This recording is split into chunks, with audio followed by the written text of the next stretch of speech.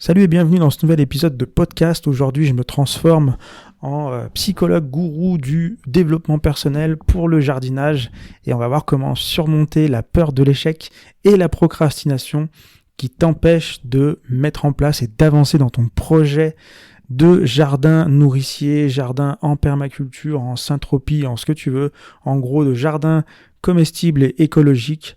Et on va voir qu'est-ce qui t'empêche d'avancer. Si aujourd'hui tu es bloqué, j'aimerais t'apporter quelques pistes. C'est vrai qu'on parle jamais de ces aspects-là sur Internet par rapport au jardinage. On parle comment semer les carottes, comment planter un arbre, mais on parle jamais de l'aspect projet du jardin plutôt global, plutôt développement personnel, tout ça.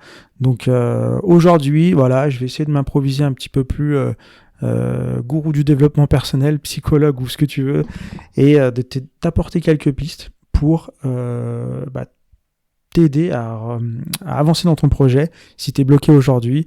Et donc c'est ce qu'on va voir. Donc c'est vraiment un sujet un petit peu compliqué, mais on va y aller. Donc déjà, la première chose à mettre en place, la première chose à faire, c'est de reconnaître les signes. Les signes, ça peut être les signes qui font que tu as de la peur ou tu as de la procrastination et du coup tu n'avances pas. Donc est-ce que c'est plutôt tout simplement de l'anxiété? Alors peut-être que c'est de nature anxieuse et est-ce que c'est ça? Ou est-ce que c'est plutôt un sentiment de ne pas être à la hauteur, d'avoir ce sentiment de, comment on appelle ça là, le truc de l'imposteur là est-ce que c'est plutôt une tendance à reporter, de la procrastination comme on dit? Donc déjà, reconnaître les signes qui font que tu avances pas ou les signes qui font que tu ne passes pas à l'action dans ton projet, que tu fais pas ce que tu as à faire. Ça peut être tout con, choisir un arbre ou commencer à choisir l'emplacement du potager. Après, ça dépend où tu en es dans ton projet. Mais qu'est-ce qui, à chaque fois, quels sont les signes qui t'empêchent d'avancer comme ça, qui créent ces blocages? Et il faut comprendre, en fait, c'est que plus tu vas être dans l'anxiété, dans le sentiment de ne pas être à la hauteur, dans la tendance à procrastiner et à reporter, plus en fait ça va créer de la culpabilité et de la frustration. Et après, si tu vas revenir sur l'anxiété, en fait c'est le serpent qui se mord la queue, ça s'arrête jamais. Donc je dis pas qu'il y a une solution miracle à tout, mais déjà juste de reconnaître le signe qui est, quel est le signe qui fait, est-ce que c'est de l'anxiété ou quoi, et de comprendre que en fait c'est ça qui fait que t'avances pas. Juste en faisant ça, sans forcément trouver de solution, déjà tu vas poser une intention, tu vas inconsciemment, si tu veux, ton cerveau il va réfléchir à tout ça et t'auras fait déjà 50% du travail et donc déjà je t'invite à réfléchir à ça. Pour te donner quelques pistes, ça peut être par exemple, tu peux te dire que je sais pas, j'ai trop de choses à faire, je sais pas par quoi commencer. Est-ce que je dois d'abord planter l'arbre? Est-ce que je dois d'abord mettre une pergola? Est-ce que je dois d'abord faire ma serre? Tu sais pas vraiment par quoi commencer, t'as trop de choses à faire. Est-ce que c'est peut-être juste la peur de mal faire? Souvent on se dit j'ai pas les connaissances, j'y connais rien en jardinage, je sais pas du tout par quoi commencer, je sais pas comment faire les choses et du coup tu sais pas faire, donc du coup tu vas aller chercher dans des bouquins, sur les vidéos, tu vas te perdre des heures à chercher de l'information et en fait tout ça va te remettre dans un cycle où tu vas jamais passer à l'action parce qu'il y a tellement d'informations que tu te dis oh là là c'est trop compliqué, je vais pas y arriver, tout ça, et tu repars dans ce cycle infernal. Donc essaie de comprendre déjà qu'est-ce qui fait que à chaque fois t'avances pas, tu fais pas les choses et déjà t'auras bien avancé. Donc ça c'était pour identifier donc les sources de la peur et maintenant on va voir quelques outils pour dépasser ces peurs et déjà ce qu'il faut comprendre, c'est que même si tu te trompes, même si tu fais pas la bonne chose au bon moment, en tout cas, même si tu as un échec tout simplement, cette fameuse peur de l'échec, dis-toi que l'échec, c'est une étape pour ton apprentissage.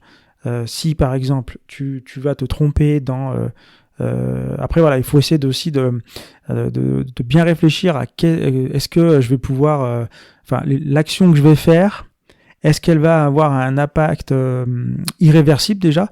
Est-ce que voilà, si tu décides de construire, je sais pas moi, un hangar dans ton jardin, voilà, il faut ça va être compliqué après, une fois que le hangar va être construit, de se dire ah non, c'était pas le bon endroit ou c'est pas la bonne forme ou je sais pas quoi. Donc voilà, le but c'est de se dire est-ce que c'est facilement réversible? Voilà, si tu dois planter un arbre et que finalement c'était pas le bon endroit, bah ça va, il y a pas mort d'homme, l'arbre tu peux toujours le déplacer, tu peux toujours trouver un nouvel arbre. Enfin voilà, le but c'est de voir aussi faire des petites actions pour quand même avancer, mais aussi réfléchir à est-ce que cette erreur, elle va être aussi est-ce qu'elle prendra pas des ampleurs compliqué à revenir, à rétro-pédaler, est-ce que ça va être pas trop compliqué? Bon, j'ai pas trop mes mots, mais je pense que tu m'as compris. Et donc voilà. Déjà, ce que tu peux faire aussi, c'est fractionner, donc comme je disais, en petites actions et voir si ces actions sont réversibles ou pas. Et le but, c'est vraiment de se dire, bah voilà, d'abord peut-être qu'il faudrait que je fasse, je sais pas moi, un test de mon sol. Analyser mon sol, connaître sa texture. Est-ce que mon sol il est plutôt acide? Est-ce qu'il est plutôt calcaire? Tu peux aussi commencer à regarder aussi l'exposition. Bah tiens, mon jardin, est-ce que je sais s'il est exposé au sud ou plutôt au nord? Est-ce que je connais son exposition?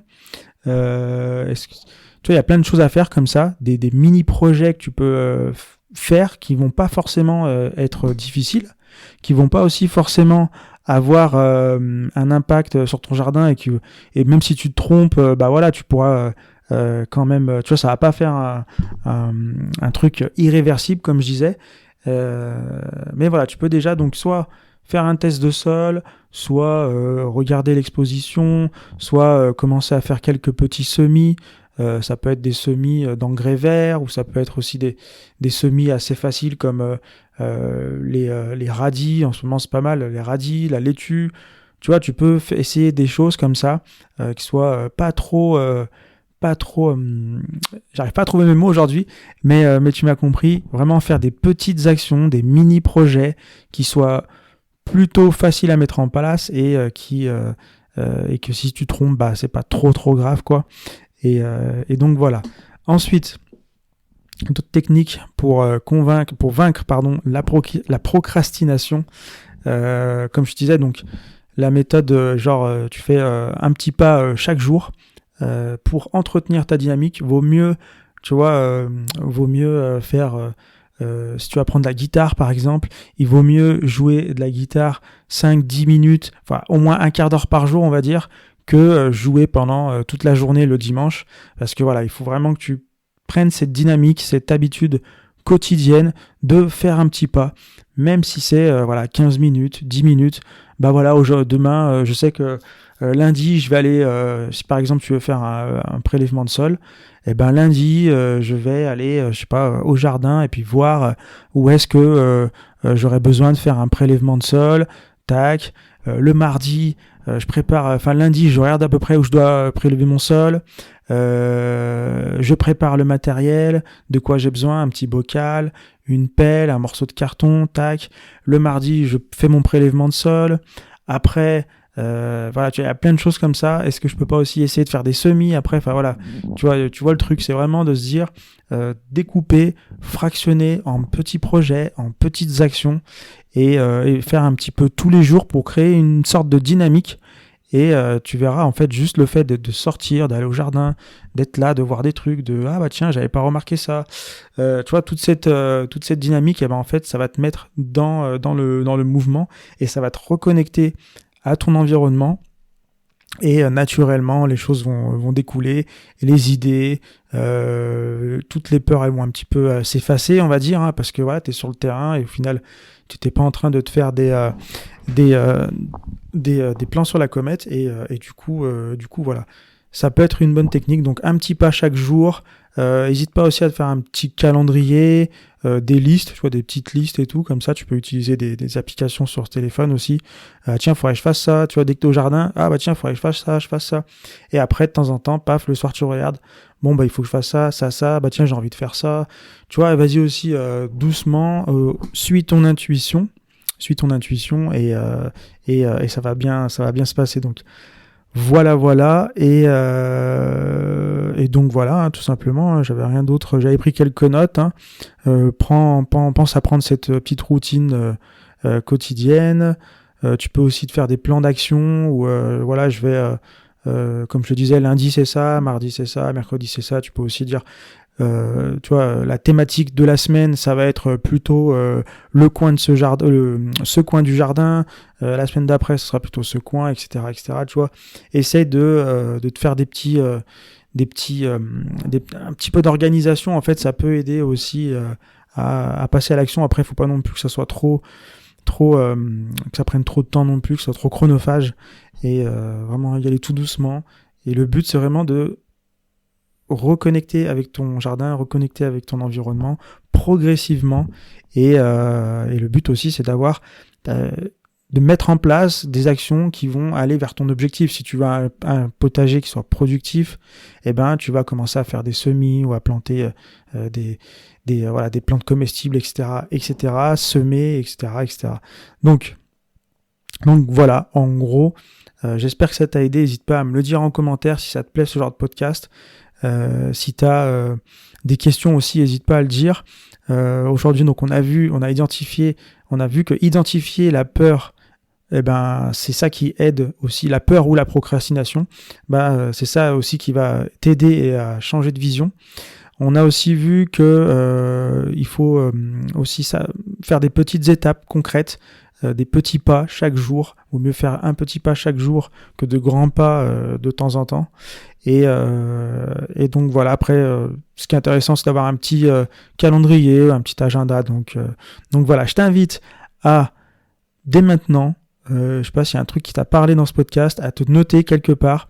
Qu'est-ce que tu vas faire peut-être ce soir ou demain, te faire pourquoi pas une petite checklist pour cette semaine ou la semaine prochaine et me dire et revenir me dire si ça a fonctionné pour toi. Et puis voilà, sur ce, je te laisse et on se retrouve dans un prochain épisode. Salut!